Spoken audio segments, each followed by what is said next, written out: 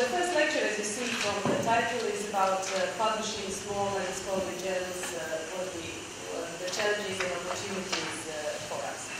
I know that it's sometimes very difficult to give advice to journals, especially when they are small and scholarly, which means that we don't have enough resources, we don't have enough time, resources both in money and in personnel, to keep it at the highest standards in publishing. But again, I think that it is a challenge, but it's also an opportunity for us, especially with the open access publishing nowadays.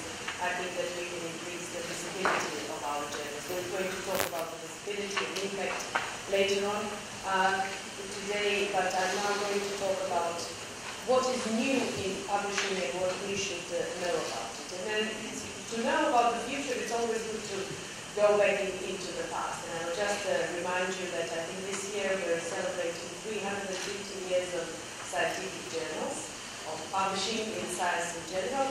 And I think at the end of March there will be a big celebration at one of the two first scientific journals, which is the Philosophical Transactions of the Royal Society in London. I think currently they had an exhibition where they showing the history of that journal, which was published in 1665. Actually, they were not the first. The first was Journal d'Esclavage, a journal that was published in French a few months before, in 1665, before the Philosophical Transactions. And they both exist today. The Journal d'Esclavage is more of a magazine, it's not a scientific journal, and the Philosophical Transactions are still a journal. They don't publish philosophy, though, but they have section A and B, and they publish mostly natural sciences. And the extraordinary feat that the Royal Philosophical Transactions did is that some years ago they digitized all their receipts till the first issue in 1665, and at least at that time they were available for free online. So you can really go into the first issues of the journal and see what it was about and how science changed. And this is why I'm talking about this, because it's first an interesting story, and second, it's also about how things change and how they change over time. That they don't change in only today, and the West is changing in the technology of publishing today, but how the science changes and how we as journalists change along with these changes in science. And these are actually some of the titles that I took from the first issue of the Philosophical Transactions. And of course, some of them are anatomical, which I like. I like Professor of Anatomy, and it's interesting here to see how they observe the lipids in the veins in the alimentary system. And what you see here, and why I'm showing these titles, is because you have observation, the word observation, everywhere. In one of the first titles, you see that it's the Harvey transfusion method. So this is the first description of transfusion of blood from one animal to another, which led to trials of transfusion in humans by Harvey and the discovery of the circulatory system. And I like to show the last one because it's by Earl of Sandwich, the person that actually gave the name to sandwich that we eat every day. He was also a gambler, and sometimes he didn't have time for proper lunch, so he asked his butler to put a piece of meat between the two pieces of bread so that he could continue with his game and not be disturbed by a proper meal. And that's where we got the name of sandwich. But he was also a scientist, he was an explorer. And what is characteristic about the research that was done at that time is that you see observation in each title. So the characteristic of science at that time was that the people, or the scientists, observed the nature and described the hair. And the form of the scientific article then was very different. It was structured as a diary, as a letter. Today I see this and tomorrow we see this and so on. So there were no experiments in science then. It was only observation.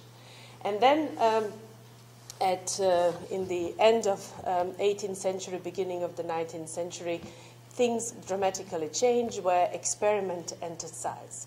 That was the time of Koch and Pasteur, and they had to demonstrate that there is something that we don't see, but that is causing diseases or processes like fermentation. So experiment became a major way of working in science, not only observing, but also working on actual experiments. And this led to the change in the structure of the scientific article. From a chronological description of what is seen during observation, now you had a structure of more of a logical argument. You put forward your hypothesis, you choose the methods with which you're going to test your hypothesis, then you put forward your arguments and counter-arguments, and then you draw a conclusion in the end. And this has led to the current structure of the scientific article, which is the IMRAD format: Introduction, Methods, Results, and Discussion. That's a usual acronym by which we describe the structure of the scientific article, which is really equivalent to hypothesis testing or logical argument. In introduction, you put forward what we know and what's your hypothesis, your aim of research.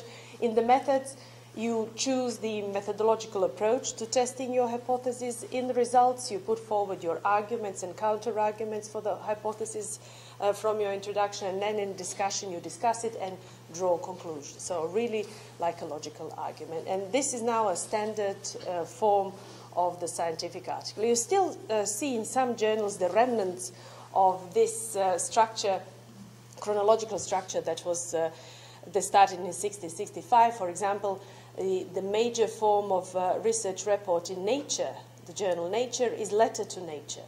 And it doesn't have a structure of a scientific report with IMRAD as we know it, but it's more chronological. You find methods in references.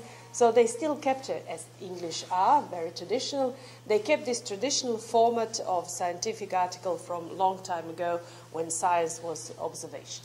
But as you see here, what is interesting to me is that even at that time, I took these section titles, headings from the first issue that they had. And they had book reviews. They issued some errata and corrections. They had some advertisements. They had some notes.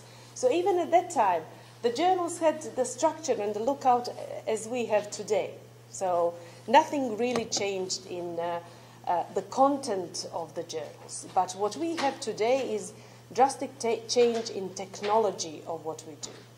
With the computer technology, online publishing, now we are still, I think, thinking paper. I don't know how much attention you pay to your online edition, how much you print, what the preferences of your readers are.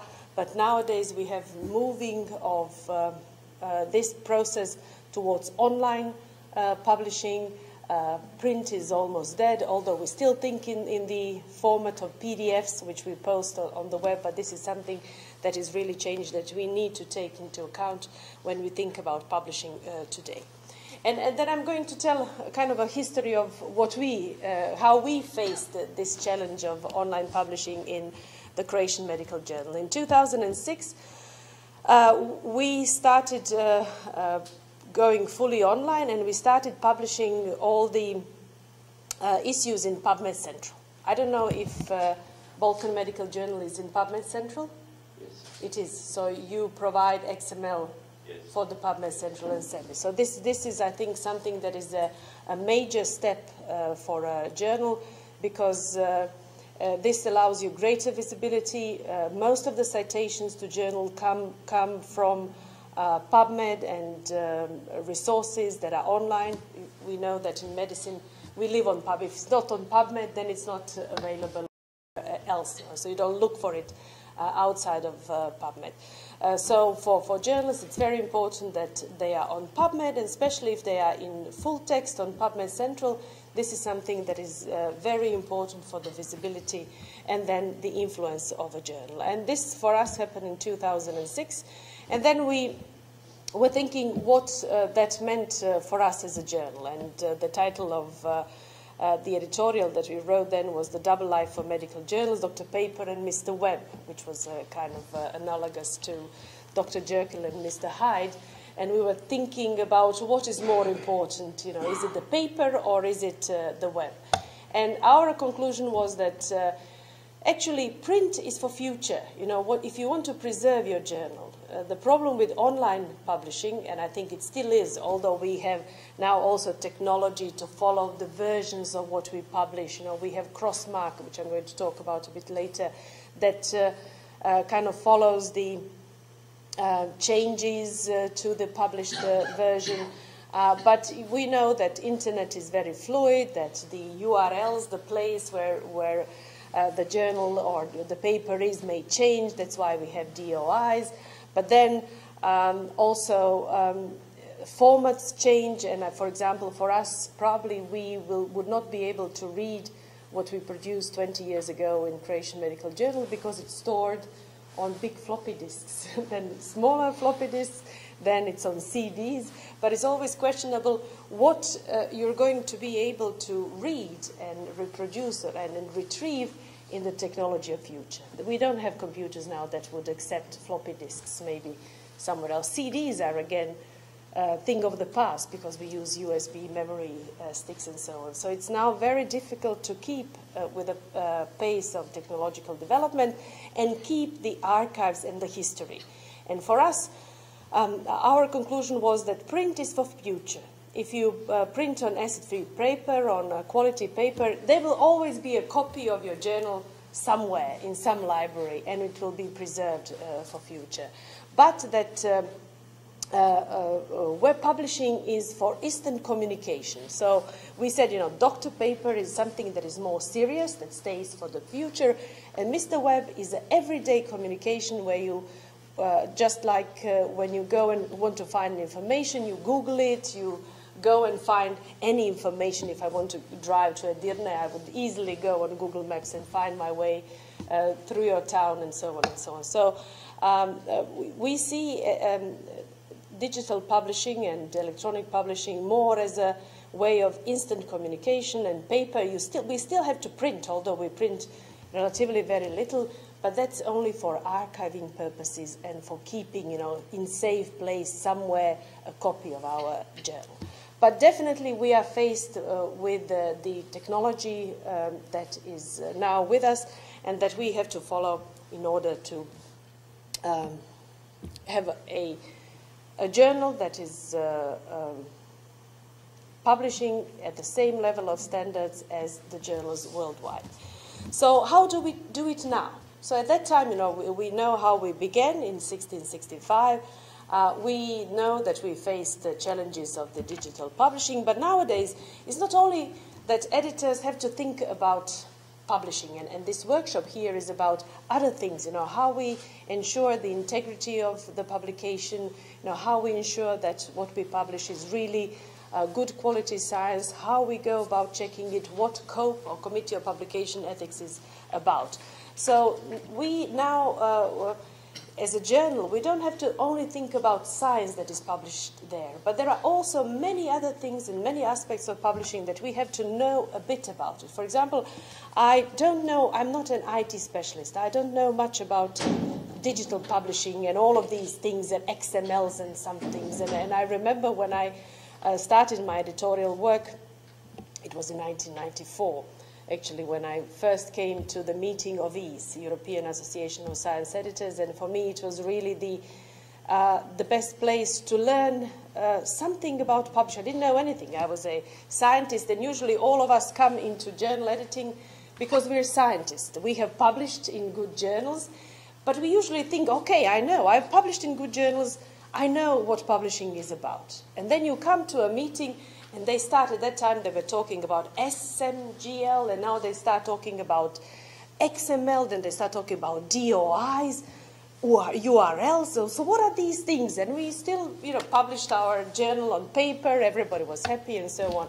And then you see that you really have to build yourself in publishing, and that editing is a new profession that you have to learn a lot about, and it's a profession that is so drastically changing with the development of technologies, publishing, that we have to keep abreast of all the new developments there.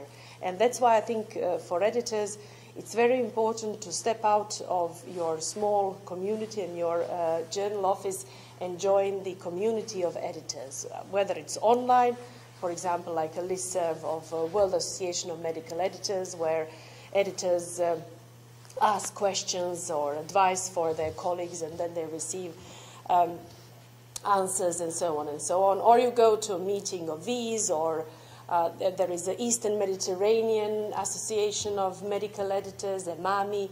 I think they're going to have their meeting, I think, in Iran this year or next year. That's also a very good and very active group of editors. So it's really good to be a member of the editorial community, because you learn things and things are really changing every day.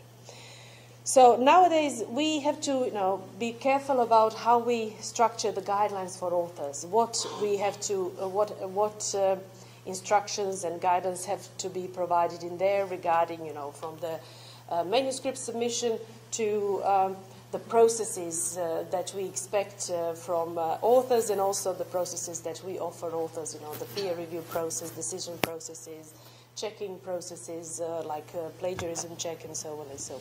We also have to think about what type of disclosures we ask from authors. They have to fill in perhaps authorship declaration statements, they have to fill conflict of interest statements, they have to, I don't know, transfer some rights to you, or they have to sort the finances if you have article processing charges, and so on and so on. So there are all kinds of paperwork and administration that is not related to the science in the papers, but it is related to the transparency of the publishing process. Then you also have to think about whether you have an online manuscript submission and processing, what it is about, what you have to think. And for example, I'm sure that you have the same experience.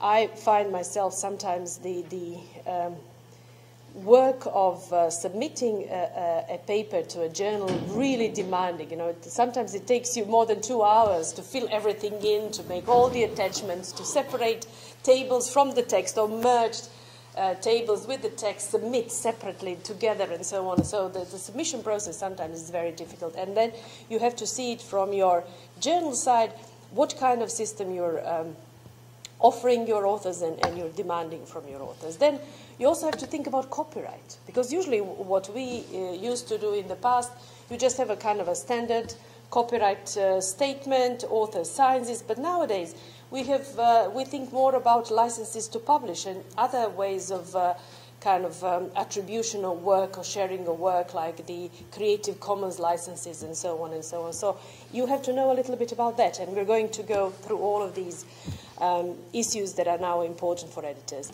Again, how you go about digital publishing, indexing, archiving, how do you go about version control?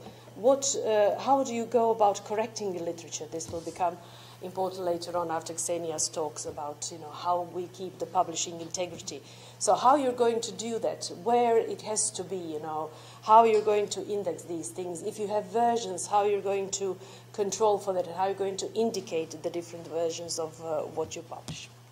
So when you look at guidelines for editors, and this is related to the history of ICMJE, International Committee of Medical Journal Editors, which is now quite old, and one of the oldest, I think, after Council of Science Editors and EAS, ICMJE is one of the oldest associations, which is very influential, very fluent. They are not an association, they are just a group of editors. They don't have any bylaws, any rules. It's just that the editors decided to get together in 1979 for a very simple and banal reason.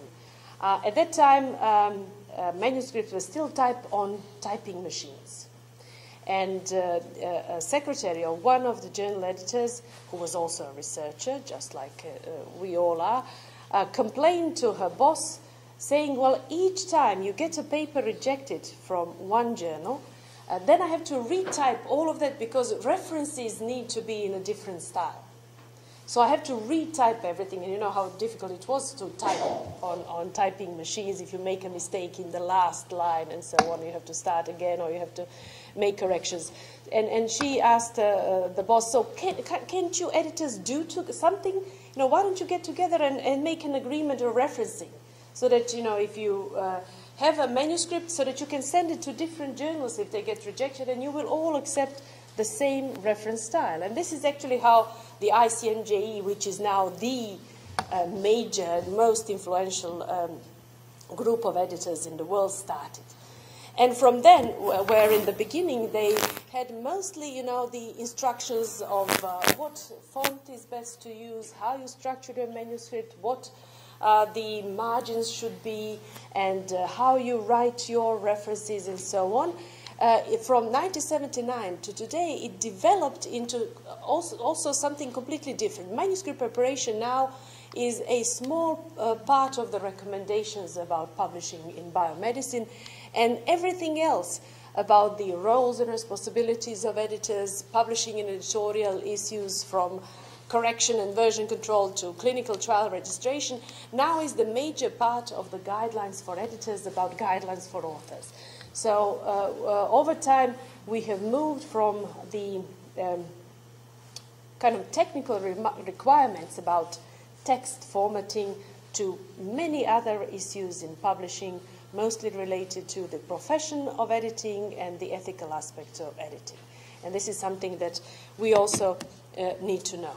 And at some point, and I'm going to talk about examples that I looked at, and this is about Croatian journals, we wanted to see how well we do in this respect. Not only, having lists of how you have to write references and how your text needs to be like and which font you need to use, but how we as small and scholarly journals respect this other side of publishing. So what is in the instructions to authors that defines the whole publishing process? The responsibilities of all stakeholders in publishing and also the ethical aspects of scientific publishing. I don't know how it is in Turkey, and we decided to look at Croatian journals. We are lucky because since Croatian journals are funded publicly by the Ministry of Science, I think nowadays it used to be much more in the past. Croatia gives 2 million euros to scientific journals as a subsidy and support for scientific publishing, but they require from these journals that receive public support that they are in open access for free, so that they publish their content for free, and they are also required to be deposited in an electronic archive that is at the national level. It's called HRČAK because it's HR is for Hrvatska, for Croatia, and čak is for časopis. So HRČAK means it's a hamster, it's a small animal, but it's also a digital repository of the Croatian journals. And we did a survey of the journals in 2008 and 2013. You see how the numbers increase, and what we wanted to look at, this was a part of another exercise where we wanted to look at how editors address their conflict of interest in the journal. And this is something that is particularly important for small and scholarly journals. In big journals like JAMA, Lancet, editors are professionals. They only do editing of a journal, so they don't do any other work. But in most of the journals around the world, we still do our profession. And it may be possible, and I think it's natural, that you publish in your own journal. If you run a otorhinolaryngology journal, sometimes it's logical that you publish it in your own journal because it's, like in your case, it's relevant for Bulgaria, and where else you're going to publish but in your journal. But how do you deal with your conflict of interest? Because you're publishing, you're deciding on your own article in your own journal. And this is a very serious problem, and you know that we ask authors that we want them to get a fair assessment of their article and so on and so on, but we don't apply the same principles for us as editors. And there is guidance in different editorial organizations like COPE and WEMI and a little bit of the ICMJE that says that, you know, it's okay that sometimes you have to publish in your journal, especially if you're in a specialty journal and you're a working professional, but there also has to be a process to address your own conflict of interest, because you cannot be the person deciding on your article.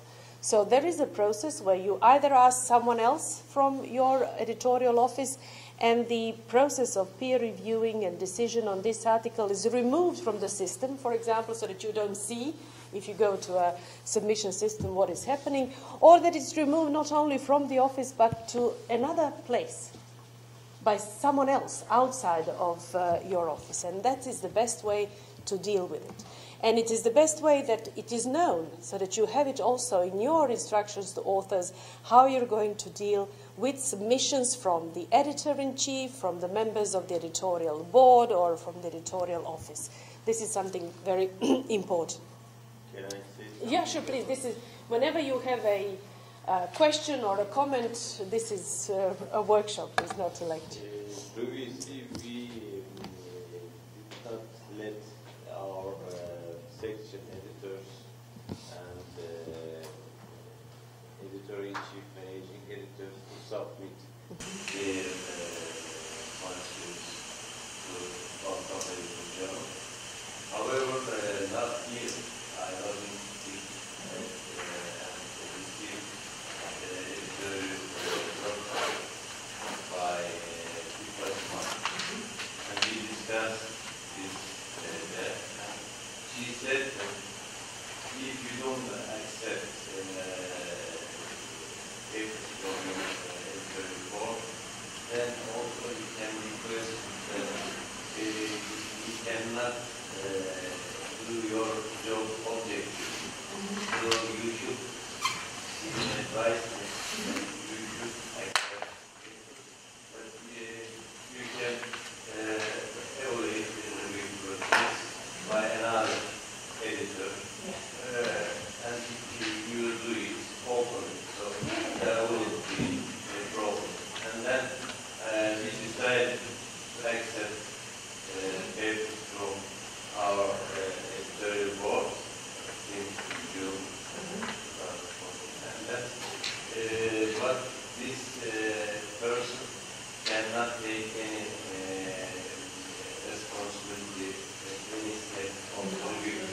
Yeah, I think as long as it's transparent and if you have a process which is fair, I think that's fine. Because you have a large editorial board, and if you and it's the colleagues who are interested in your journal, and if you lose the submissions from them, I think you're losing an important part of the research and submissions, high quality submissions for your journal. So as long as you have a transparent process that is described in your journal, I think that's fine. So I think it was a good decision for it.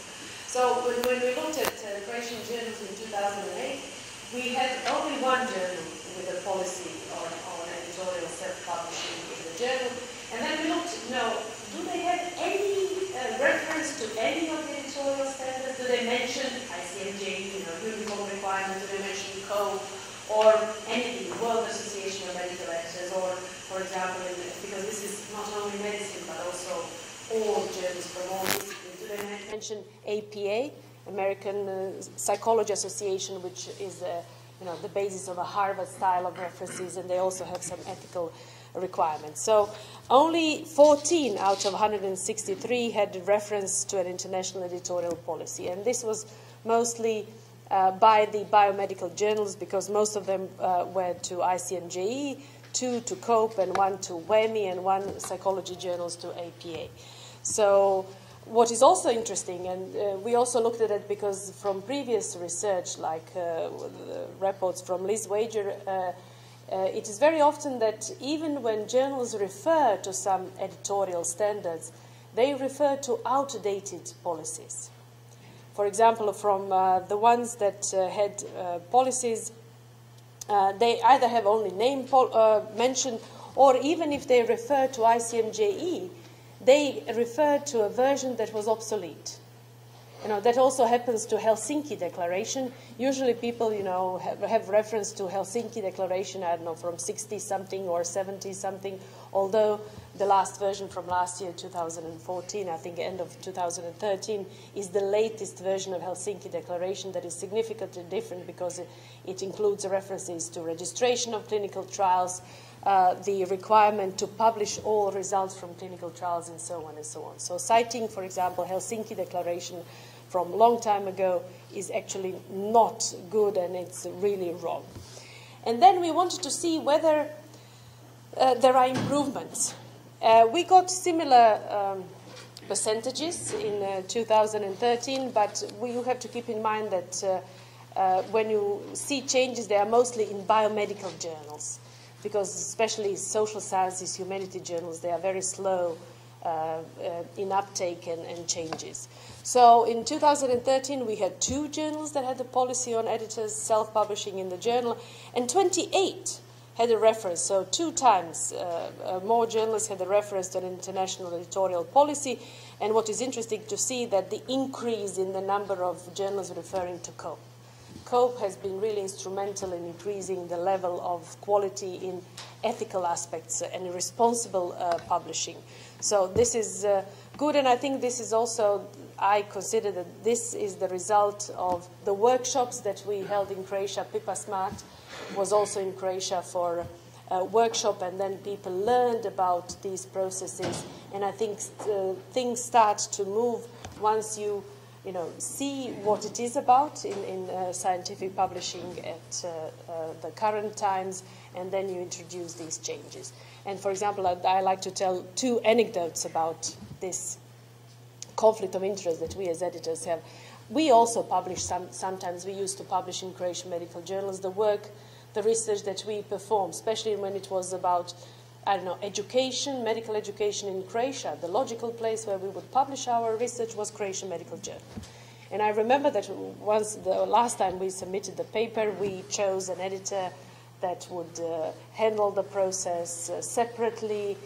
He didn't communicate with anybody else. And later, when the paper was accepted and published, the guy who is a young deputy editor, like Nihal here in Balkan Medical Journal, he told me, I sent your paper to 7 reviewers.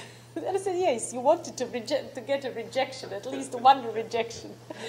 So it is even stricter. I think that when you do that, people tend to be even stricter to your paper than they would be to other papers, which is, I think, good, because you always learn. It is good because you lose your objectivity. Yeah, no. Because otherwise we feel the same things. When we have submission from our university, for example. Then you check it more than the other. They need it for their professorship, for academic career. And then we have some uncomfort situation that what to do. If we accept, then maybe they will say that you accept it because this is your turn. It's your member of your journal institution. So sometimes it makes a negative effect on us, and then, but I think we shouldn't send them main review. This is more of a joke, but it was fun. And I think, we always, when we used to do this in Croatian Medical Journal, for every paper that was published by the member of the editorial board, we would have a note in the acknowledgement section saying that these editors declare conflict because they are members of the editorial board, and because of this conflict, their paper was reviewed by a separate review process as described in the instructions order. So we always have a kind of a statement. I think it's good from the transparency point of view. It doesn't, cost you much to add that in there, and you say, when people say, oh, you accepted this, it's from your friend or it's from the editorial board, you say, but look, we have a special process, we declare the conflicts, and we state that this paper was reviewed.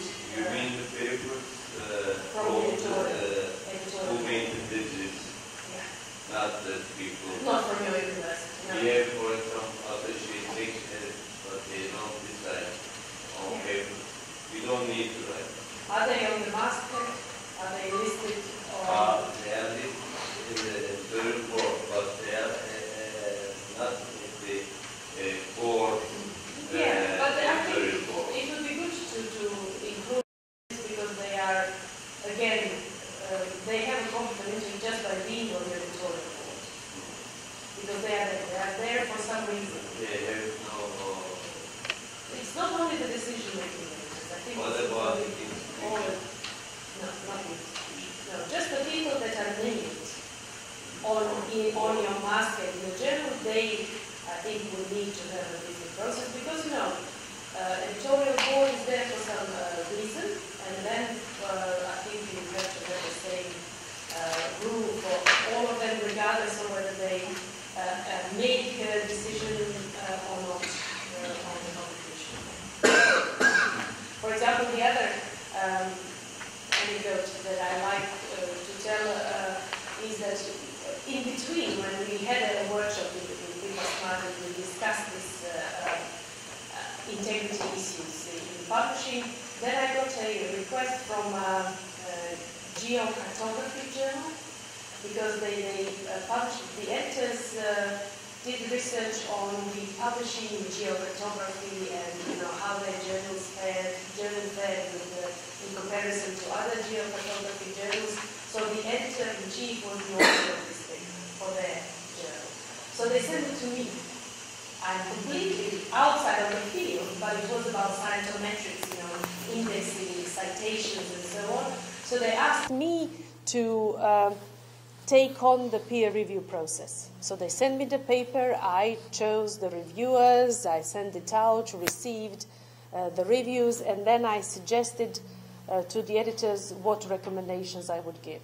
You know, it was a major revision in the first round, and then when I got again the revised version, the reviewers were satisfied with it, and I recommended publication. So they moved the process completely out of the journal, almost to another field, and had it reviewed outside of the journal. So that's also something that I like to see, because, you know, I know that editors, whatever they are and whatever their journal is, they like their journals, they like their job, and they are very responsible and very serious about what they do. So that was a good thing to see. So this is about the instructions to authors and the following of the processes that are important, and especially in this respect of the responsibility that we as editors have when we are authors in our journal. So when we talk about disclosures of editors or their authors, you have to think about authorship disclosures, conflict of interest, acknowledgements. For example, in the standard of publishing in many, the best journals is that whenever you acknowledge a person, if you thank someone for their help during the preparation of your research or your manuscript, you need to ask them for permission to be mentioned in acknowledgement. And some journals even require that you have a written statement. For example, you want to thank me for looking at your manuscript. You have to ask me for permission to be acknowledged in the paper. We usually don't think about that, but this is something that is important.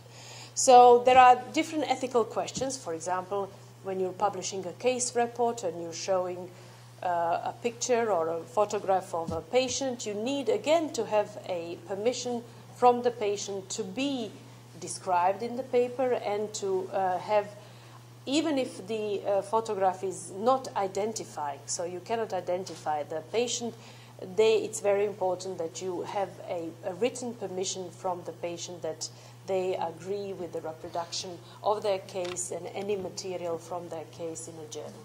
And for example, especially in some UK journals, it really has to be in written form, or otherwise they are not going to publish that case report, which is something that I think we as editors have to teach our community who may not publish only in our journals. They will send their papers elsewhere. This is a very important thing, especially for surgery journals, especially otorhinolaryngology, where you're showing the pictures of faces of people. This is that is something. You don't show any picture. There have been cases. Yeah, there have been cases in Britain, and you know that their litigation laws are very different than what are common in our countries. It's very easy to sue for libel, and you have to prove that you are not guilty. They don't have to prove that you are guilty. and it's a lot of money involved.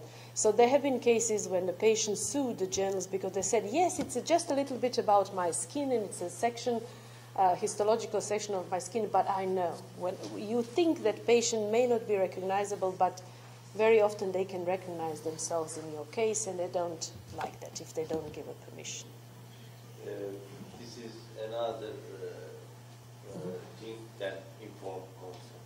Yeah, informed consent for research is different, but you have to have it can be a part of the informed consent. Yeah. If it says there, and I agree that the materials during my treatment is used for publishing, and I agree that it is published, then it's fine. But if it's not, if it's a case, if it's a not informed consent for medical procedure, then you have to have a consent for reproducing. To add this information to informed consent for medical procedure. Yeah, could be. Agree? Yeah. So, in practice, if you put this sentence in every informed consent, then it will be. But then you have to see, I don't know what's the legal framework for informed consent, because you have informed consent for procedures, medical procedures, and informed consent for research. They are two different things. When you're part of a research like clinical trials or something, then on top of the informed consent for medical procedures, you have to sign an informed consent for research project. So if you have it as a research. And I don't know what's the legal framework for medical procedures. In Croatia, each hospital, it's not a national informed consent form, but each hospital makes their, which some experts say it's not good because legally it's kind of fuzzy, and because you have a national law and each hospital has their own informed consent, so it's questionable. When there is a legal situation, did they do it right? And it kind of introduces kind of legal uncertainty, which they say is not good. It will be much better to have a national consent form, but that's another aspect. And I know that many medical doctors, we published once a study on the knowledge of physicians on informed consent for medical procedures, and then it came out that they don't know much about it. Is this the responsibility of the author or responsibility of journal? Of the author. Of the author, so if they don't provide it to the journal, you have the right to reject that paper. If you publish it without informed consent. Well, then if somebody complains about this, I mean, then you as a journalist responsible because you didn't ensure that the publication process was according to standards because you didn't ask for permission. You don't have to publish this permission, but you have to have it, or at least you have to have a statement from the author that they asked for permission, and then it's their problem. Okay? If they tell you we asked, you don't need to have the actual letter, but then it's up to... we wrote in the information to authors page that every case should have informed consent. Yeah, and then the authors should tell you we asked for informed consent. Yeah. But is it ethical at the end of the day if you clear your place by saying, I asked? For an editor, I mean, of course, it's questionable. Well, my consideration is that it is the right thing to do in order to ensure that the journal will not be sued in the future for an ethical aspect of this publication, which contains either of the minor or anatomy. A picture with facial features or other characteristics that are represented. But at the end of the day, it's medical. When you take this thing and you said, okay, I obtained a permission from the part of minor or whoever is on the same patient that he actually consent for publication of this picture. But we don't know that this is a legitimate document. We are covered. But is it ethical just to seek to obtain a paper for you to be covered, but not to actually search if it is an original one? Because authors sometimes do a little bit of signing themselves or a little bit of trickery. And we don't want to know them, but we don't do an investigation. You're covered by just a paper. Yeah. If you would do an investigation on any paper in your autolingual journal, I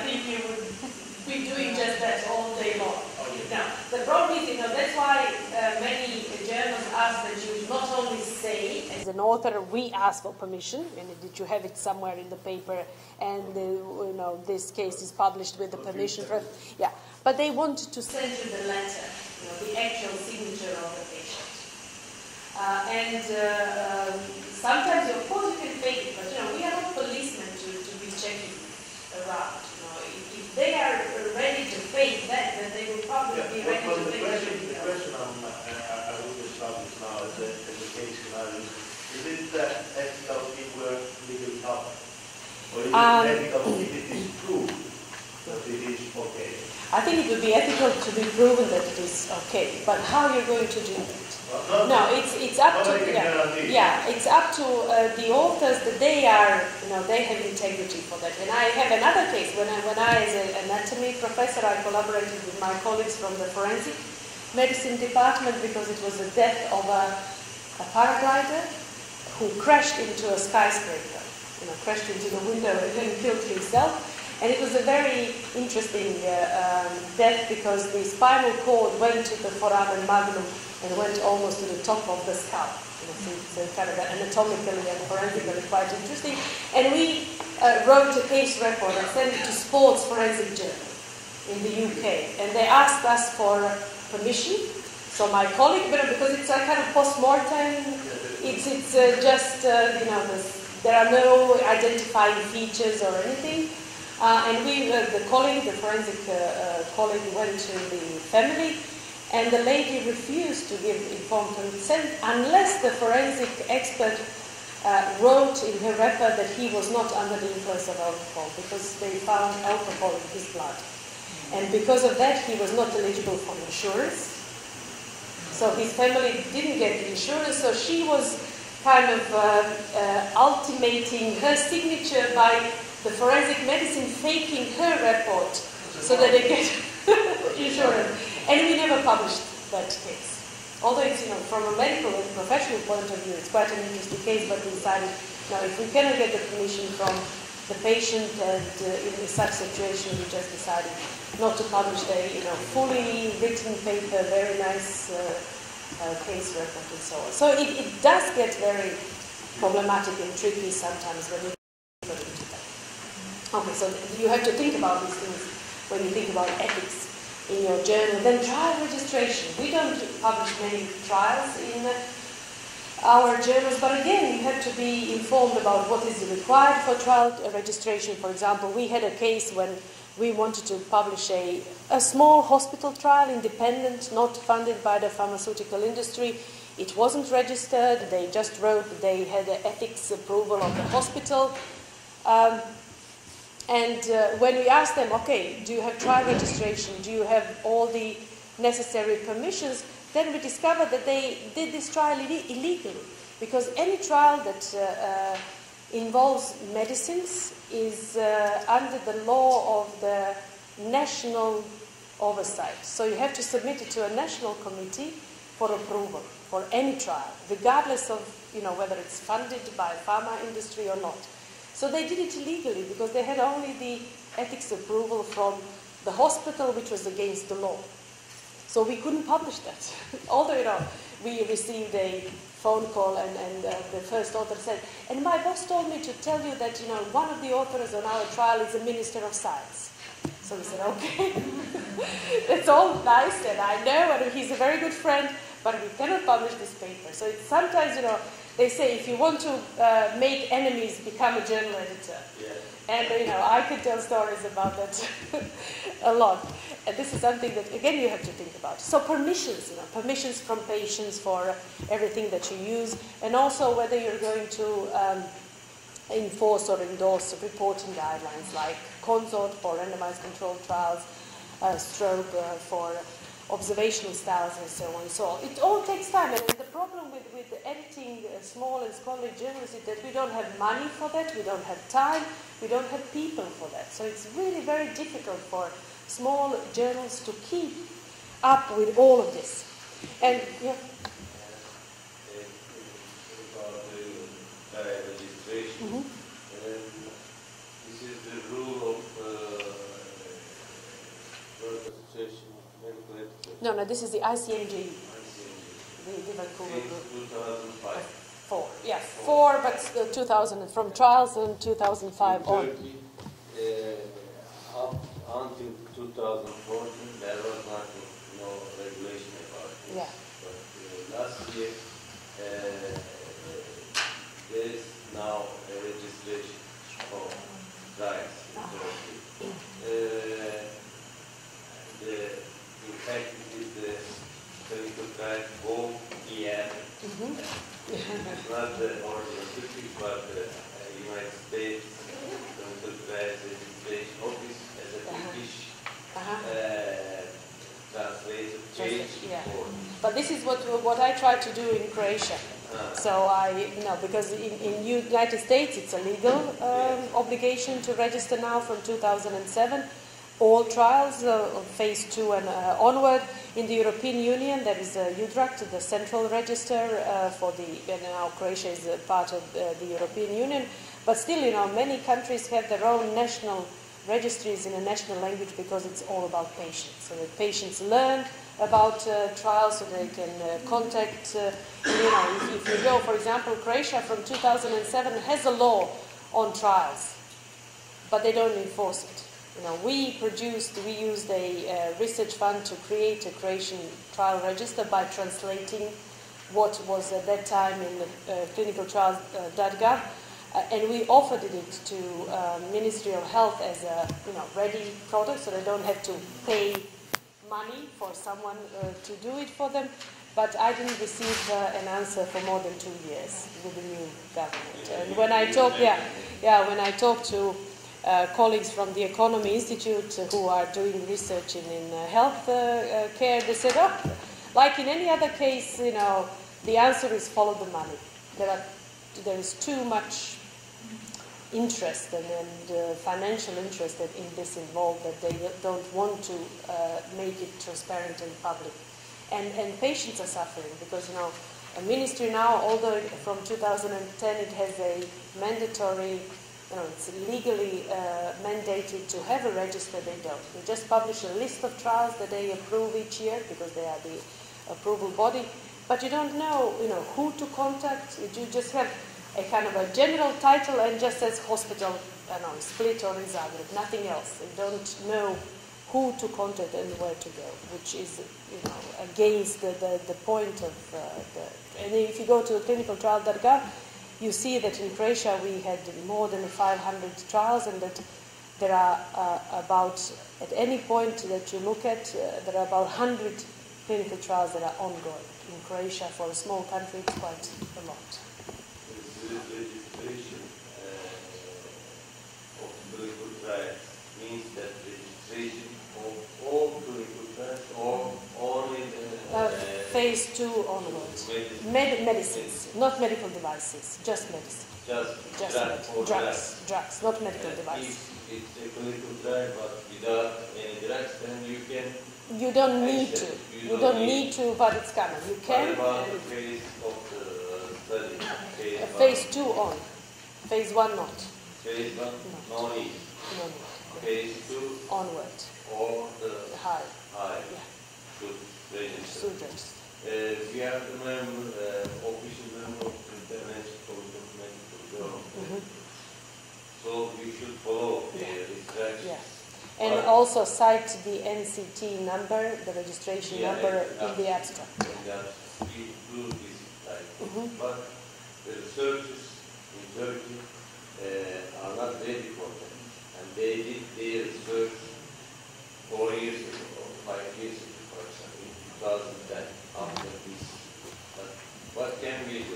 You can say in your instruction, and this is, for example, Annals of Internal Medicine, which is one of these big 5 journals, says in their instruction to authors, and I think PLOS Medicine also says that they say, okay, they require registration of clinical trials before the inception, before the enrollment of the first patient into the trial, but we recognize that sometimes this is not possible, and they will consider publication of a trial that was not registered, if the reasons are provided. So you can also do that, you require registration, but because, registration in this region is not, that well kind of developed, that you will consider acceptance of trials that were not registered as required before the enrollment of the first patient. So you tell the authors, okay, go back and register, but for them it's also educational exercise, and I think it's important. They should register, but after the fact, which is kind of against the point of registration, but it's better that it's registered, that it's in the public domain, than that it's not registered. Yeah. And this is what I just told before about how we have to think and how we're actually making a complicated life for our authors. This is just an example of what you have to fill in when you're submitting in PLOS 1. You have to declare your competing interest. Then you have to declare your financial disclosure. You have to kind of make an ethics statement. You have to report whether you sent this manuscript to the journal before. You have to suggest editors for it. You have to suggest reviewers again. Whether it's a dual publication, so did you submit it somewhere else or did you publish a part of it somewhere else?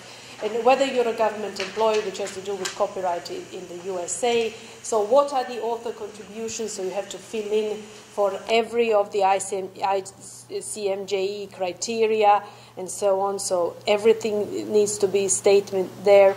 And also whether you have any reports in press, whether you have then you as the person that is submitting it, you have to confirm that your co-authors are agreeing with the submission.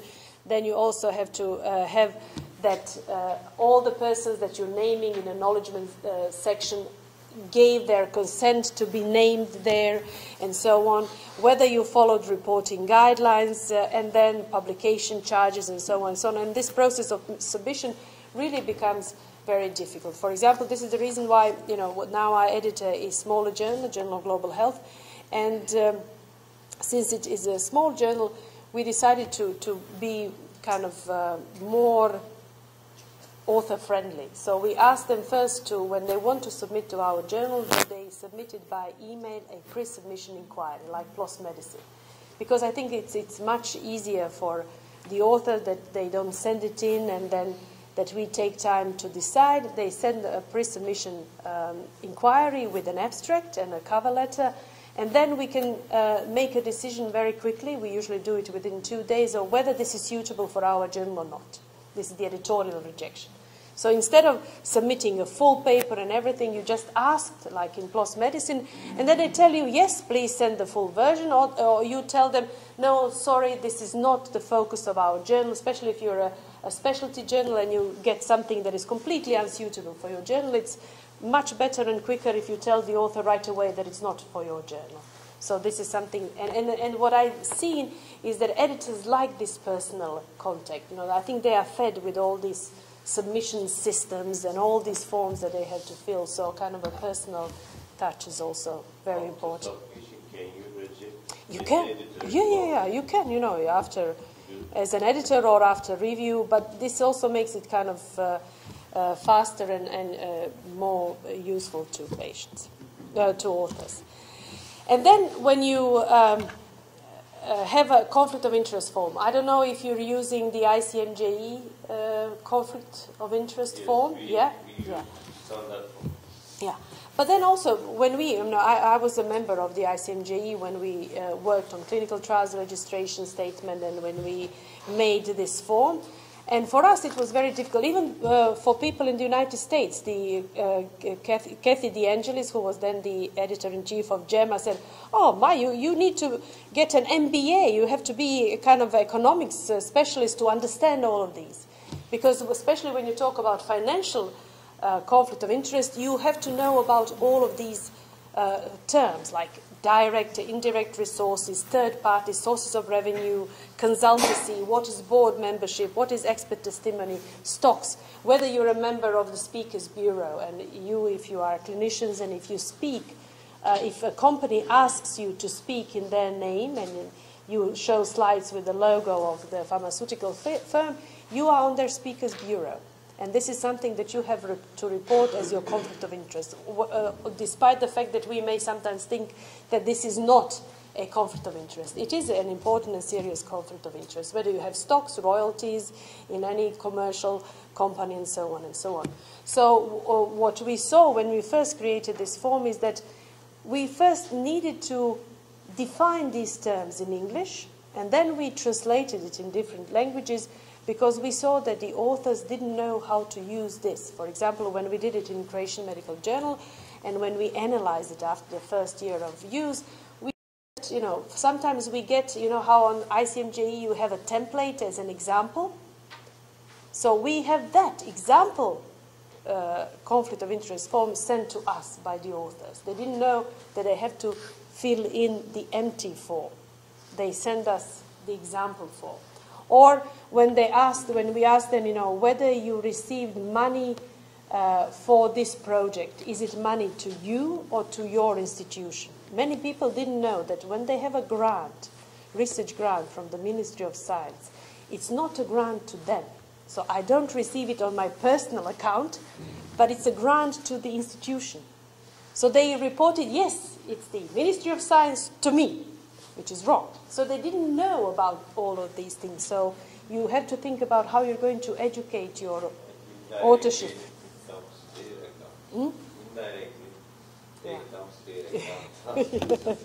But it comes to you, but it's not paid to you. And it was meant to report whether it's paid to you directly as a person or paid to you from different, somewhere else, but to you, to use. Yeah. Then, for example, you want to decide whether you're going to, if you have an online submission system, whether it's going to be commercial or open source. I don't know if you have an online submission form in your journals, or submission system. Yeah. We use Cover One. Okay. So you use a commercial one. But some journals, because it's very expensive, sometimes some journals go for open systems like OJS, which is an open system. It's free, you download it.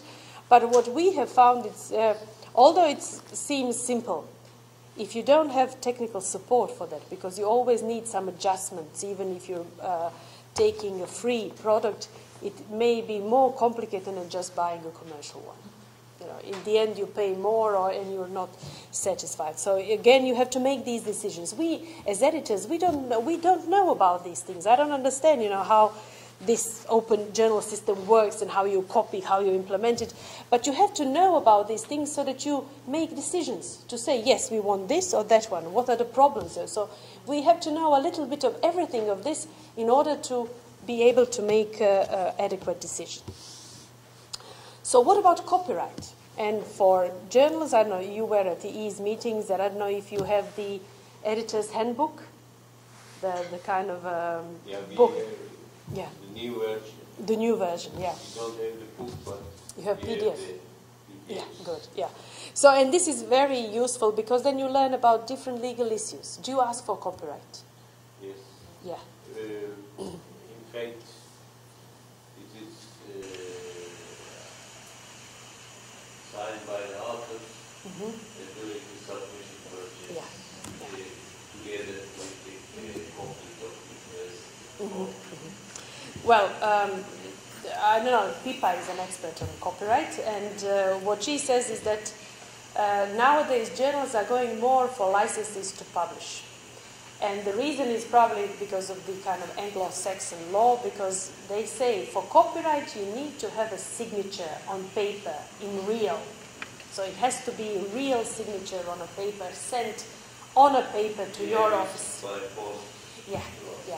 Okay, but especially if you increase your authorship pool, if they start coming from somebody, if you have an online system, it gets complicated because not only that you have to go through an online submission system, you have to get all the authors that they sign, and then you have to send it by paper, and this is the reason why journals now opt more for license to publish. It can be very straight, it can be also almost as copyright, but license to publish, you can only click. So if it is on an online submission system and you say, I accept, license to publish, and I license you to publish my paper with exclusive right to be published in the journal, it is not required to have a signature. Just clicking a button would suffice for license to publish. So that's why, yes. Would it be okay if they just sign it? form and scan it to No, it has to be real. It has to be real signature on a real paper sent by them. It's the kind of, but it's the US and UK law. So if you're sending it to a journal in the US, I don't know what's the Turkish law, but you know, since we're all international, yeah, then it gets complicated, and I think it's much better to have a license to publish, but then you have an exclusive license to publish, which is almost like copyright, just you don't need a signature, which is important. And nowadays, license to publish actually kind of now moved into an area of the Creative Commons licenses. These are licenses for open access publishing. And if you go, I like the title too, but if you go and see, all the B&J journals have this sign. And this is a sign of what type of Creative Commons license they use in publishing this. So this is an open, but it's, I think what it says, it can be used for non-commercial purposes if you cite that the source is the B&J. This is what this license tells. And if you, and for example, we have a much wider license. We have a license CC BY, so that which is the widest open access license, like the PLOS journals use. That says you can use this for whatever purposes you want, if you mention that it's from us. Okay, you can use it for commercial purposes. Okay, because you know the copyright system is made by publishers, because when they publish a journal, when they take a work from an author and publish it in a journal, then by giving copyright to them, you're actually allowing the publisher to use your material in whichever way they want and make as much money they want. So they may use a graph from your journal in some encyclopedia. They can use your material in other publishing things like books and everything, and make money with it. They don't have to ask for your permission. This is why publishers like copyright and what copyright gives them, so that they make money on your property because you're transferring this to them. Creative Commons licenses have a stage that there are 6 different publishing licenses from which you can choose the one that is most suitable to your journal. As I said, because at the beginning, maybe we will change, because B&J started as a CC BY, so everybody can use it for whatever purposes they want. They reduced, kind of restricted their open access publishing license to non-commercial purposes, and so on. So it's, you have to know about these things, but it's easy. You just Google Creative Commons licenses and you get this. And these are the types of licenses that you can get. Okay, so it's one way of dealing with this permission or license to publish your work. And there are different levels of it. We don't have time because we have only 20 minutes. I thought I would have this lecture briefer, but we still have to. Yeah, but still we still have time. For that. So the widest one is this one, CC BY. It's like Creative Commons License 4, where you allow everybody else to distribute, remix, tweak, build upon your work, even commercially, as long as they credit you for the original creation. And it says that this is the most accommodating of licenses offered. It's recommended for maximum dissemination use of licensed material.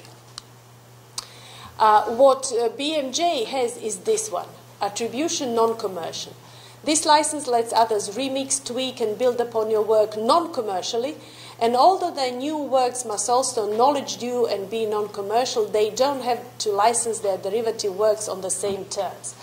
Which means that if I have some of these licenses, like no derivatives, share alike. If I publish something under this license,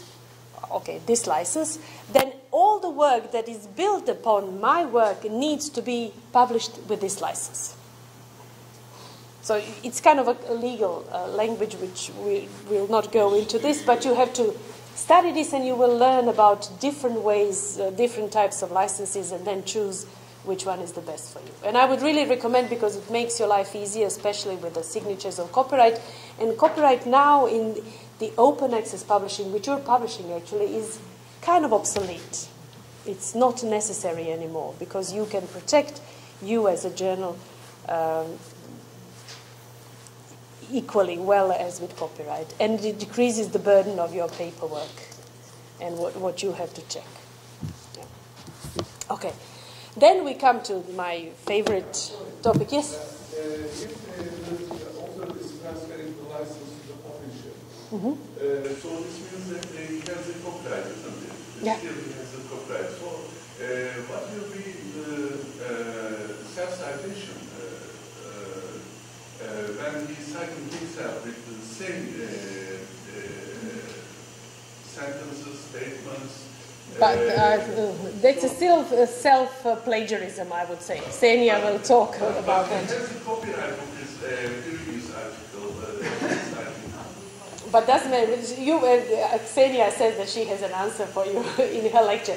And I will just answer. So, if you give a copyright for your article to the publisher, and now you want to use the same graph, for example, in your next paper, you cannot use it yourself, although it's yours, and you have the intellectual property for that figure. You actually have to ask your publisher, may I use, and get a confirmation from the publisher to copy this graph in your next work. You may even need to pay to the publisher for using your own graph from the paper that you have that you transferred copyright to the publisher. Ksenia wanted to say something. Open access journal. If it's open access journal and you didn't sign copyright, then you can use it. If it's CC BY, like I said, like PLOS ONE or our journal, you can do with it whatever you want. Okay, it's yours. It stays with the licenses to publish. All rights, all rights stay with the author. With copyright, you transfer the copy, how it looks. You can show the data in a different way. The data are yours. But how they look like, how you presented them, is the copy, right to copy from the publisher. And you still would need to ask the publisher for the permission for your own data, or figure, or the expression of your data, not the actual number, 365 plus minus 23.6, but the way you presented it stays with the publisher. Okay, and now what is also interesting, and we discussed it a little bit, is all this digital publishing, indexing, archiving, DOIs, are you members of Crossref? Yes. Yeah, so you get DOIs from Crossref. In fact, we don't have so many money. We only use identicate programs. So we cannot have all literature. We cannot use Crossref completely. We can only use identicate programs. Yeah, but do you get DOIs for your... Yeah, but you're a member of Crossref. They can check after. But you also, all of your papers have a DOI. So that's them. There's another thing that Cross-check software. Okay. You should pay extra. all extra money in order to get other papers inside in your... So you don't have DOIs for references? Or No, we only have DOI for the original article. Okay, we can discuss it tomorrow when we have a look at the paper. And also, if you want to be on PubMed Central, who is doing the XML for you? How you're... All publishers. They send, in fact, they don't do it, but they send a company in the United States which made it. Is it Inera? Acceptable. Which company is it? Okay, we can talk about that tomorrow. So there are also solutions. Probably they send it to India. Or Korea, or South Korea. Yeah. We can discuss it tomorrow, the solutions for that.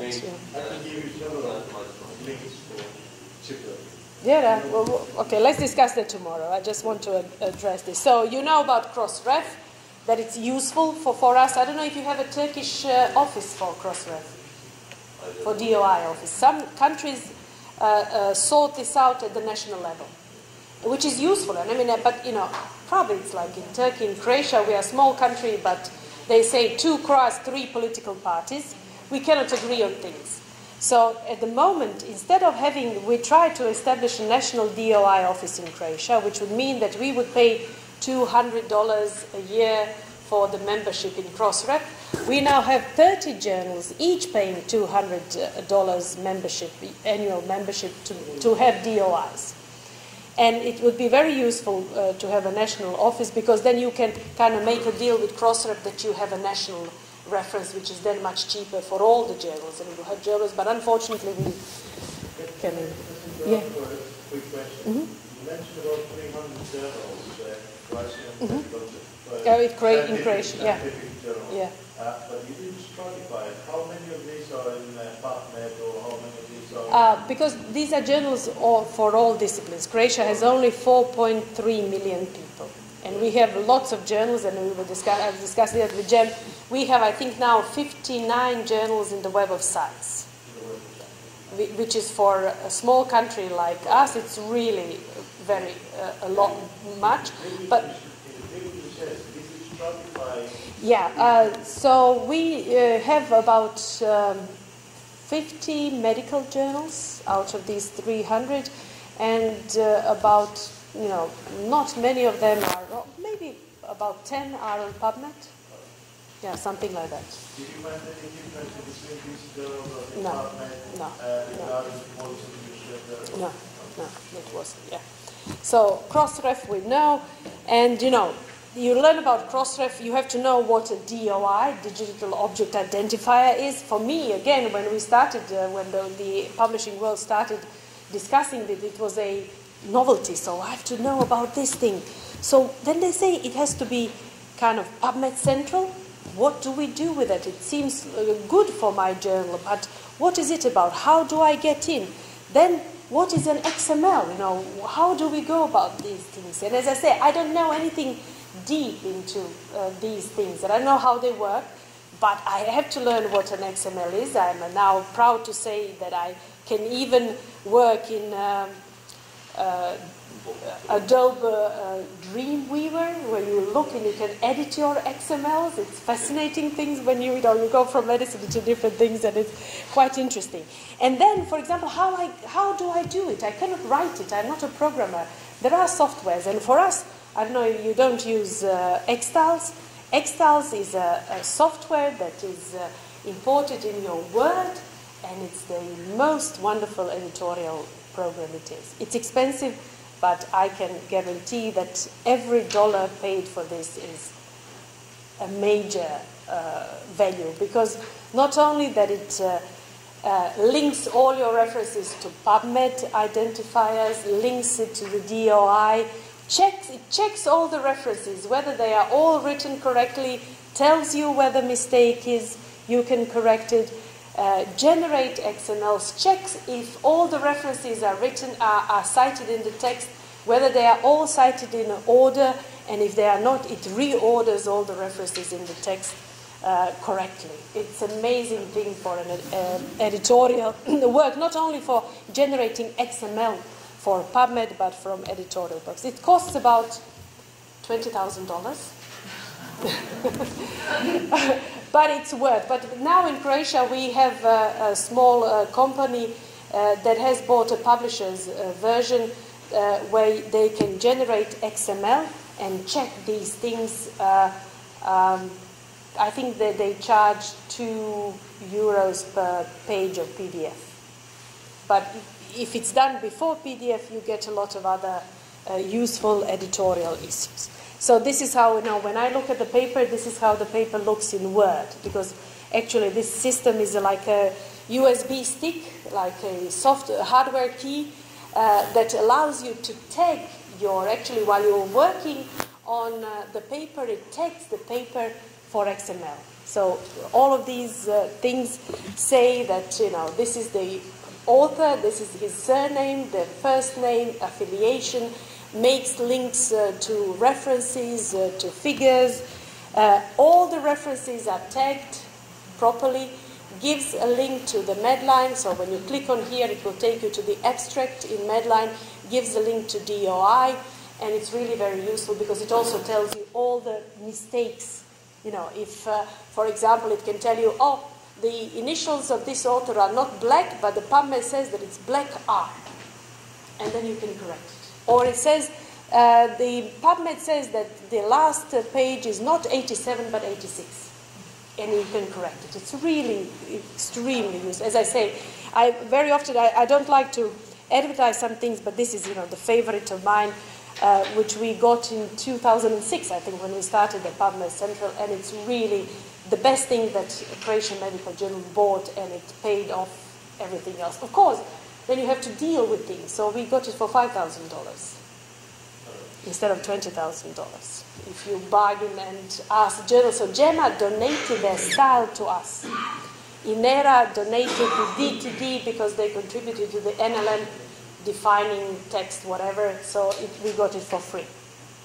And then I gave it to my new journal. So it's all, you know, you have to be a little bit of a kind of a trader, which you are good at. Turkish are good at prices and selling and buying things. And in the end, you get actually this. This is a output, XLML output that defines your article. And this is how PubMed just kind of sucks it back into the PubMed Central, and you get it there. But then, what I want to talk about is about, we have just 5 minutes, so I will be brief. I would recommend to you to drop page numbers completely. This is what we did. When I read this, this is a kind of a National Federation of Advanced Information Services, best practices for publishing journal articles, which looked into what is called article identifiers. You all know a problem, even if you're publishing online. You cannot close your issue before you have all the papers because you don't know the number of pages you're going to have. And usually what you're missing is, you know, the editorial, the first paper. So you cannot number everything else, and you cannot publish it before you have everything for the journal. You know the number of pages, and then you can post your articles online. But if you go with article identifiers, like the BMJ, you know, in BMJ it doesn't give you pages 1 to 3, but it says E156, that's an article identifier. And that replaces page numbers. So that means that whenever you have an article ready, you can post it up online. It will still go into your next printed issue. I don't know, June, or I don't know what's the frequency of your publication, but it can be online and the authors can cite it. And it can be on PubMed Central as an article, not as a whole issue. And you will generate more citations, it will be visible, and you don't have to wait for the last paper for your next issue to publish it, because it doesn't require the full set of page numbers for the whole issue. And this for us, for me at least, when we introduced this in our new journal, was a great revelation. For example, now we publish continually, and we gather all the articles in 2 issues per year. So now we have it's a June and December. But now I have, I think, 6 articles published already on the site. I have 2, and I couldn't do it because I was coming here. And over the weekend I will send it to PubMed Central. So already I have 2 articles from the June issue in PubMed Central as individual articles for the next issue. Our publisher said that it could only be possible if you are accepted to Medline. My new journal is still not accepted in Medline, and I have it that in PubMed Central, yes. Okay, Yeah. could you notice? No, we can discuss it tomorrow. You have to kind of adapt. We had to pay $500 to Nera to adapt the tagging so that it includes electronic and print publishing for PubMed Central. And they will accept it. I just sent, article by article to PubMed Central, and it doesn't work. So article identifiers are a great thing. It's a very new thing, and there are different ways of how journals do this. Like in BMJ, you have a letter and then something. And what we did, And these are some general rules. At least 6 alphanumeric characters, contain no punctuation. It's not the same as the DOI and so on. And what we took is the practice from physics journals, because they are most advanced in electronic publishing, and they have been using article identifiers for a long time. It indicates issue, section, and sequence with this section. For example, our articles are published under 4th section, articles, original papers. So an article identifier for a paper that is published as original article in our journals is, for the first issue in any volume, is 01, that's the issue, 04, which is the section for articles in our journal, and then it can be 01, 02, 03, depending on the order that we have put this article in this section. So this is what all our articles have. So first 2 digits issue number, second 2 digits section number, and third 2 digits place of an article. So for example, this would be for the 10th issue, 1st section, 5th article. So you cannot change the order of that. You have to keep the order in the But you can have a or you can have the order as they come, you know. Or you can have an order and then you wait. But you can wait, you know, I had it in January already for the June issue, already in PubMed Central. And we kind of have a general outline of the issue, and then we just kind of put up articles as they are. And you can, if it is a theme issue, you can have a kind of order of these articles and just kind of fill them up as they come, but not according to page numbers. Yeah.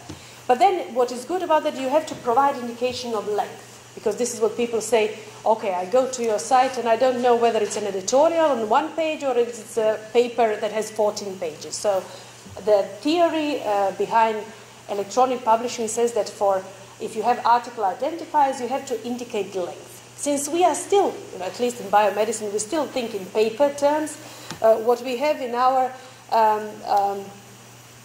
system is that we indicate the number of pages. So when we have it published on our site, so we have a digital article identifier. So this is the volume 2, 1st issue, 4th section, 5th paper. This is the publication date online. So it was in June. And then we indicate that it has 11 pages. It's PDF pages, which digital people say, oh, it's wrong. We shouldn't think about PDF. It should be the size of the file, it should be, you know, how many tables and this and that, but for the beginning we're keeping with the number of PDF pages that we published. Okay, so this is then how it looks like, and in the end when we print, we just have 1 to whatever pages we have in a print journal, but electronical papers don't have this number, but they have only the article identifiers here. So this is instead of page numbers, they have this. Yeah. And then you also have to version control. So if your printed paper differs from what is published in the electronically, you have to indicate this. Like here in Journal of Clinical Epidemiology, this is a paper that was published ahead of print. This is the paper that is now published as a paper in an issue, but it still keeps when it was published as an online publication. So this is done automatically by PubMed, but if you have it on your site, you would also need to take care of that. This version control is something that is managed by Crossmark, which is something that's very useful, but at the moment we don't have money to pay for all of this. Big journals use it, like, I don't know, PLOS, BMJ, Faculty of Science 1000. But this is something that is useful, but I think for us, I don't think it's something that is that important. I don't know if Xenia needs that. We also have to be careful about correcting things. I know that Xenia is going to show that, but I couldn't resist. And it's good that we repeat things that, in PubMed, you have a site on PubMed Special Queries. You can see all the retracted publications. Currently, I looked at the 8th February. There are 3,483 publications. I mean, you look relative as percent retraction per 1,000 items published in PubMed from 90s when we started talking about retractions, there is a steep increase in the number of retractions. I don't think it's an indication that there is more misconduct size, but I think it's the indication of the responsibility of that editors are taking, and that it's not a shame now anymore to have a paper, to retract a paper from your journal. I think it's good. So when you go to PubMed, you know, the face of PubMed, then you have like different queries, and there is one that is called a special query. You click on that, and then you can find retracted publications, and then you get a list of all the retracted publications at that moment in PubMed. So they are all there. You don't have to kind of search the PubMed, but they list them separately on this special query site. For example, we also look at duplicate publication. This is something that is very common. You publish something in Turkish, and then you publish the same thing somewhere else in an international journal, and people usually think, yeah, but it's different. It's in Turkish and this. But no, from a point of view of medicine, especially from the point of view of systematic reviews and meta-analysis, they may count these as two separate studies. So again, when they're synthesizing the evidence, they would get a wrong impression. So we did a study on this and found that only, I think, 5% of them were retracted by journals, as they should be, as duplicate publication. But maybe that's a discussion for tomorrow. Then you can have a policies. I don't know if you're checking images, or you publish a lot of images. You don't publish much images. Yeah, but for some journals, for example, this is the Huang. Yeah. Yeah.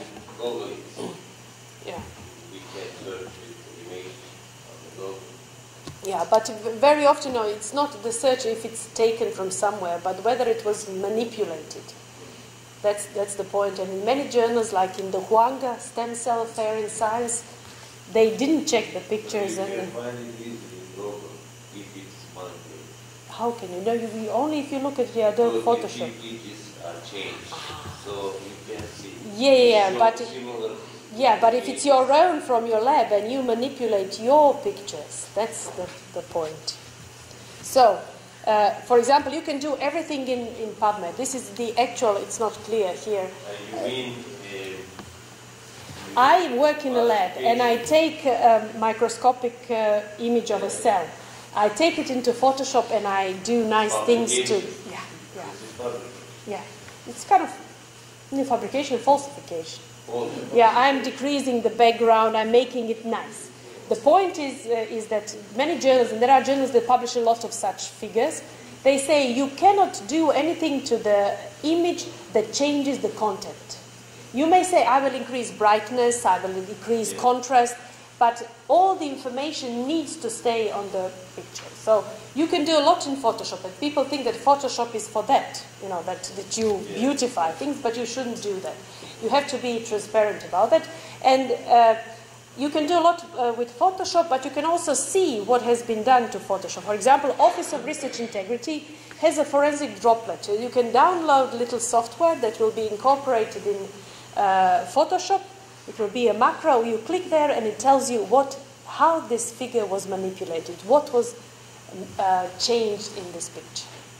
Does it work by metadata about it incorporated in the actual image, or does it actually detect it kind of irregularities of pixels? No. I think it detects what has been done in Photoshop. So it has to be a digital image, not just you take a photograph of it, but it's an image taken by computer from microscope, for example, and edited in Photoshop.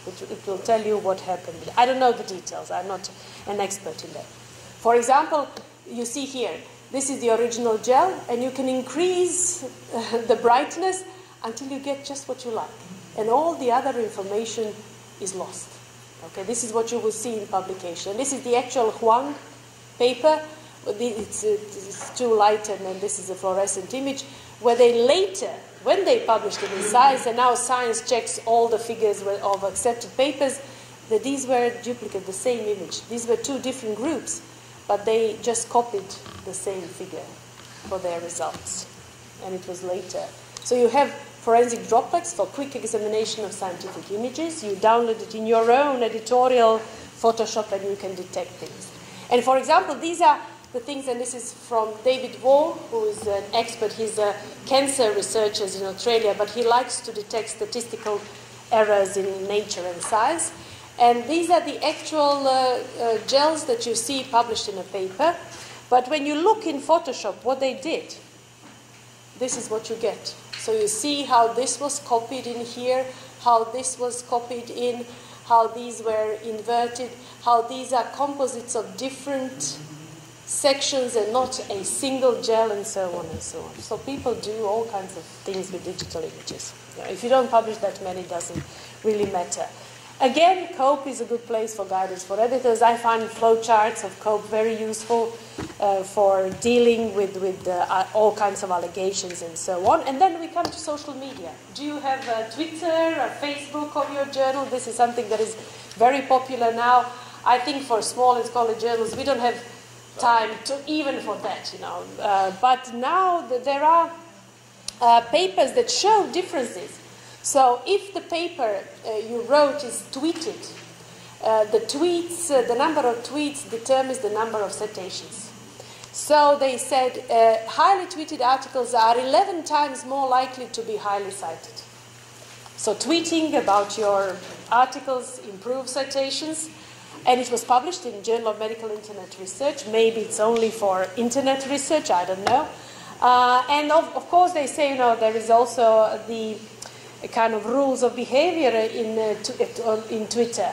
You cannot tweet only about your papers. You have to tweet about your life and about you to have followers, so that people will follow you and look at your journal. I don't know. Oh, but you can also, for example, you can have spam machines that will also tweet about you. You can generate downloads. You can have machines that are downloading your articles, and when journals are looking at the downloads, this is an indicator of citations. It can also be, or site visits. It can all be manipulated. Yeah, so I don't think it's useful for us to engage into this. I know that journals that engage a lot in social media have special editor, have to have special resources, and it really has to pay off, which I don't think it... for us, it's more important to be in PubMed and to be in indexes and visible. But because it seems, you know, this is another article published in Archive, is that there is a weakening relationship between the impact factor and paper citations in the digital age. So citations come from different sources. Social media are becoming more important than just scientific citations that is in Web of Science and so on. So this is something to think about, but I think it's such a far future that we don't have to kind of invest. No, this is general. This is general, yeah. This is general. But, you know, there is a recent review that was published by the ALPS, which is the Association of Learned Publishers, and when they had a group, although it was kind of quite biased, a group of researchers, they said that, you know, authors still trust the traditional peer review of scientific articles. So we are still not ready for publishing everywhere on the web and having it all open and in different formats. They still like scientific traditional peer-reviewed journal as the most trusted and preferred vehicle for formal research communication. So there is still a place for traditional journals like us. And I'm just a bit late. Thank you. Thank you very much. It's been a good educational talk. Thank you. Maybe we can have one or two questions. Okay, friends.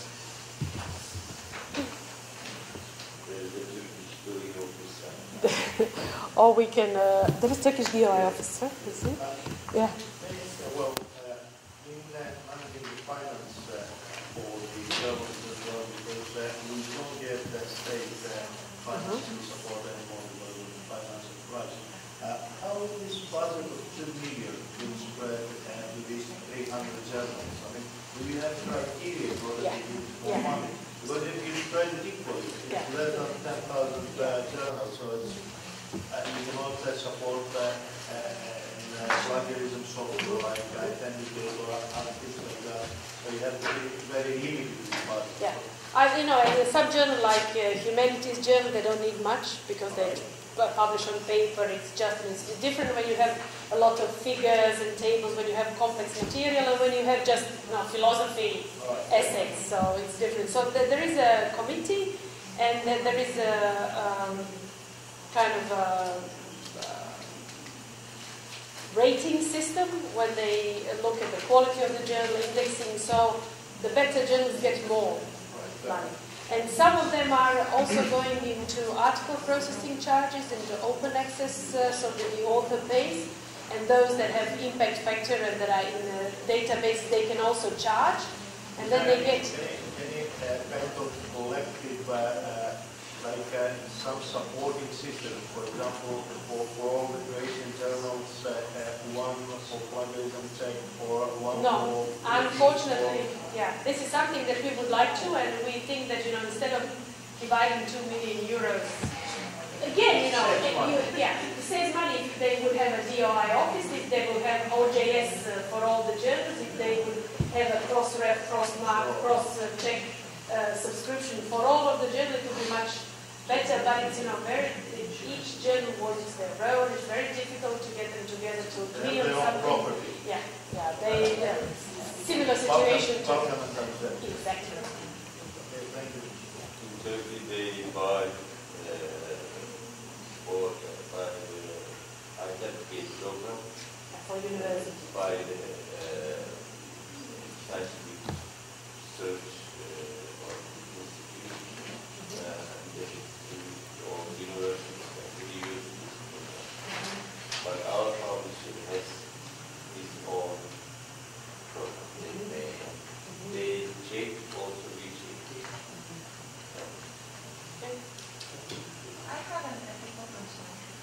I have an ethical question. For instance, you're doing your research in this institution, but you're getting ethical approval from another institution. What do you think about this? Well, it depends. Usually, for example, if you're, for example, a hospital, you work in a hospital, but you also work in a medical school. We have it separate. And your research grant is through the medical school because it's kind of a research grant. You have to have both. Both from the research institution, and also if you're dealing with patients, you need to have approval from the institutions where the patients are. No, the ethical board is completely from another institution. Like you're doing the research in this hospital, from this medicine faculty, but you're getting ethical approval from Istanbul University. I think that's not right. It's not from.